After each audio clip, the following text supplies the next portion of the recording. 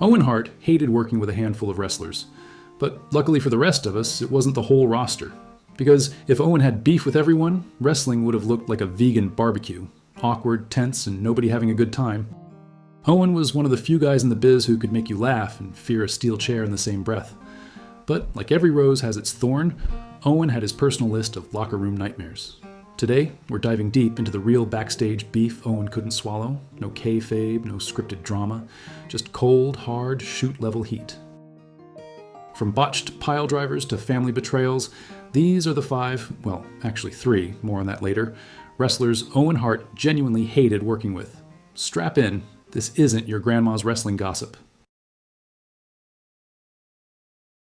Steve Austin hated Owen Hart like a Texas rattlesnake hates a cold spotlight. And that spotlight came crashing down at SummerSlam '97 when Owen hit a sit-out tombstone pile driver that nearly paralyzed Austin for life. No kayfabe here. This wasn't, "he hurt me, brother." This was, "I couldn't feel my limbs for a few seconds and thought my career was over." Now, normally, when a wrestler screws up that bad, they follow it up with a hospital visit, an apology, maybe even a fruit basket if they're Canadian. Owen Hart said nothing. Not backstage, not publicly, not even a casual "shit happens, my bad" on the way to catering. He felt bad, according to Brett, but he never said it.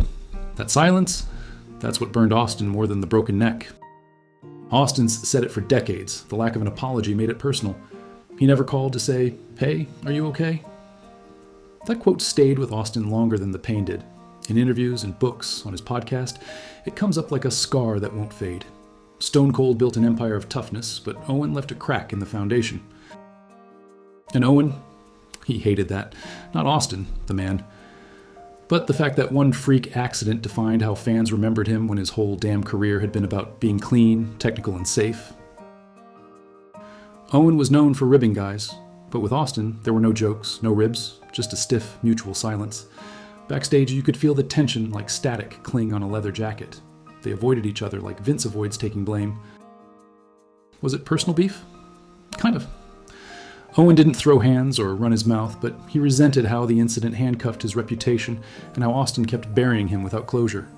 It wasn't full-on hatred, but it was professional regret soaked in cold bitterness. He hated the situation, he hated the weight of it, and he probably hated himself a little for not squashing it while he had the chance. Bottom line, Owen Hart didn't hate Steve Austin the way Austin hated Owen, but he hated being turned into a villain in someone else's comeback story, and he carried that quiet anger to the grave. If you ever wanted to see a man try to wrestle a fog machine, look no further than Owen Hart vs. Conan. On paper, it should have worked. Owen's clinical precision versus Conan's lucha-flavored showmanship. But to Owen, Conan was a no-sell circus act in parachute pants, and he made it no secret backstage. They tangled in Stampede Wrestling in the late 80s and early 90s, and Owen saw it plain as day. Conan didn't belong in his ring. Owen Hart thought Conan was sloppy, untrained, and completely unfit to share a ring with a Hart family member. That's not speculation. That's from multiple Stampede veterans who remembered Owen lobbying to get out of working with the guy. Bret Hart even alluded to it in Wrestling with Shadows, calling Conan a personality, not a wrestler. To Owen, wrestling was a craft. Conan was treating it like a nightclub audition. The dude came out in shades, threw gang signs, and wrestled like the bell was interrupting his mixtape. Owen, raised in the Hart Dungeon, where a headlock came with a free near-death experience, had zero patience for Conan's flippy, unstructured style. He wasn't lucha, he was lucha adjacent.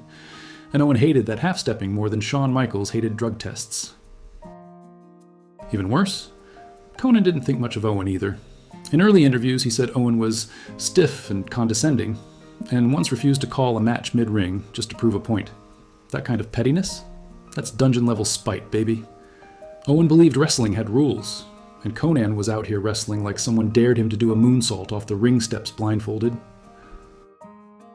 Bottom line, Owen Hart hated working with Conan the way a surgeon hates WebMD, loud, clueless, and way too confident for someone who doesn't know what the hell they're doing. Owen Hart didn't just hate working with Vince McMahon, he hated being stuck working for Vince McMahon. And after Survivor Series 97, he wasn't just another disgruntled employee, he was a hostage with ring gear. Let's set the table. Bret gets publicly screwed in Montreal. Vince gets punched into another zip code. And Owen?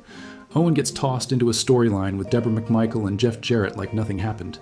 The man just watched his real-life brother get jobbed out in front of a nation, and Vince's response was basically, "Hey pal, let's give you some new theme music."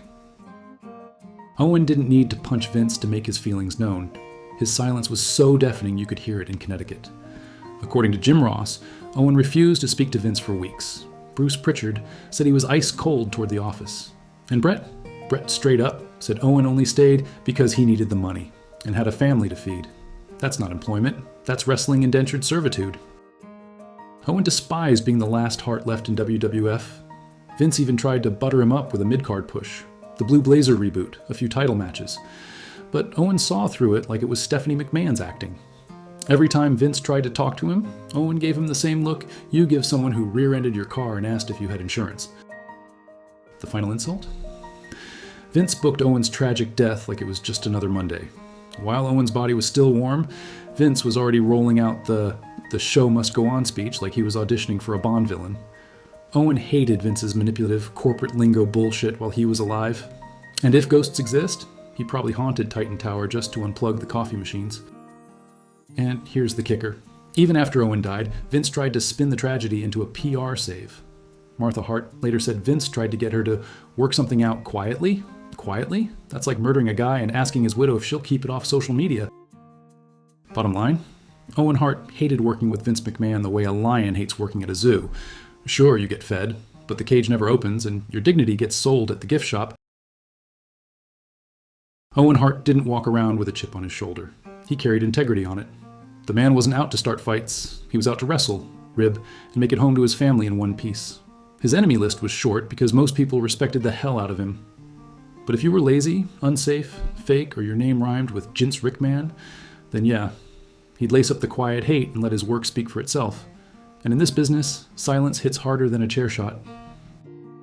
And if this roast hit harder than a stiff clothesline, smash that like button, drop a comment, and subscribe for more no kayfabe all shoot wrestling heat. No myths, just receipts.